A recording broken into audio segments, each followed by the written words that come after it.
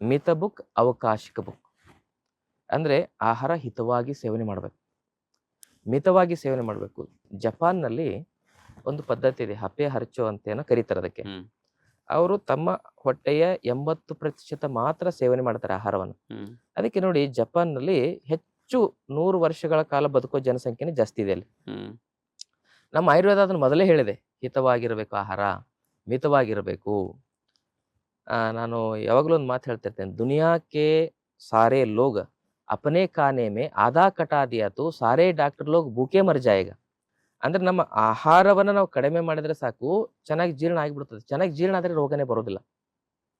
ಜೀರ್ಣ ಚೆನ್ನಾಗಾದ್ರೆ, ಅಗ್ನಿ ದೀಪನ ಆದ್ರೆ, ಅಗ್ನಿಯಲ್ಲಿ ವ್ಯತ್ಯಾಸ ಆಗೋದೇ ಸರ್ವ ರೋಗಕ್ಕೂ ಕಾರಣ ಅಂತ ಹೇಳ್ತಾರೆ ನಮ್ಮ ಆಯುರ್ವೇದದಲ್ಲಿ. ನೋಡ್ರಿ, ನೀವು ಡಾಕ್ಟರ್ ಹತ್ರ ಹೋದಾಗ ಸೀರಿಯಸ್ ಪೇಷಂಟ್ ಇದ್ರೆ ಮೊದ್ಲು ಮುಟ್ ನೋಡ್ತಾರೆ. ಮೈ ಬೆಚ್ಚಗಿತ್ತು ಅಂತ ಹೇಳಿದ್ರೆ ಮಾತ್ರ ಟ್ರೀಟ್ಮೆಂಟ್ ಶುರು ಮಾಡ್ತಾರೆ. ಮೈ ತಣ್ಣಗಾದ್ರೆ ಬೆಡ್ಶೀಟ್ ತೆಗೆದು ಮುಖದ ಮೇಲೆ ಹಾಕ್ತಾರೆ, ಐ ಆಮ್ ಸೋ ಸಾರಿ ಅಂತಾರೆ. ಅಂದ್ರೆ ಮೈ ಬೆಚ್ಚಗಿದ್ರೆ ಪ್ರಾಣ, ಅಗ್ನಿ ತತ್ವ. ಅದಕ್ಕೆ ನಾವು ಹೆಚ್ಚಿಗೆ ತಿಂದ್ರೆ ಅಗ್ನಿ ತತ್ವ ಹಾಳಾಗಿ ನಮ್ಗೆ ತೊಂದರೆ ಆಗುತ್ತೆ. ಅದಕ್ಕೆ ಮಿತ ಬುಕ್.